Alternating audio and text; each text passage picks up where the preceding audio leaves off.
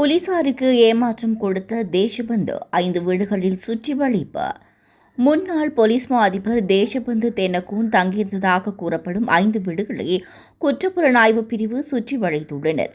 சேவையிலிருந்து இடைநீக்கம் செய்யப்பட்டு அவரை கைது செய்ய நீதிமன்ற உத்தரவுகளை பெற்ற நிலையில் இந்த சுற்றி வளைப்புகள் மேற்கொள்ளப்பட்டுள்ளன. கொழும்புக்கு அருகில் உள்ள 2 சொகுசு குடியிருப்பு வளாகங்களில் 2 வீடுகளும், கொழும்பு மற்றும் குருநாகல் பகுதிகளில் 3 வீடுகளும் சோதனை செய்யப்பட்டதாக தகவல் வெளியாகியுள்ளன. எனினும் இந்த சுற்றி வளைப்பின் மூலம் முன்னாள் போலீஸ் மா அதிபர் பற்றிய எந்த தகவலும் கிடைக்கவில்லை என்று தெரிவிக்கப்படுகிறது. மாத்தறை வெலிகம பெலேனி பகுதியில் உள்ள W15 என்ற சுற்றுலா ஹோட்டலில் 2023ஆம் ஆண்டு டிசம்பர் மாதம் 31ஆம் தேதியன்று கொழும்பு குற்றப்பிரிவின் அதிகாரிகள் குழுவால் நடத்தப்பட்ட துப்பாக்கிச்சூடு மற்றும் அதற்கு பழிவாங்கும் வகையில் வெலிகம போலீசாரால் துப்பாக்கிச்சூடு நடத்தப்பட்டது.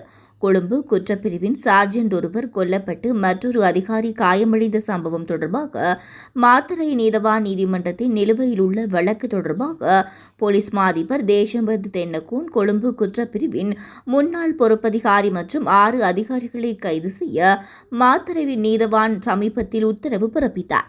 அந்த உத்தரவுக்கமைய குற்றப்புலனாய்வு திணைக்களம் சந்தேக நபர்களை கைது செய்ய விசாரணைகளை தொடங்கியது. வெலிகம W15 ஹோட்டல் ஊவா மாகாண ஆளுநர் AJM முசம்மிலின் மகனான முகமது இஷாம் ஜமால்தீனுக்கு சொந்தமானது என்று தெரிவிக்கப்படுகிறது.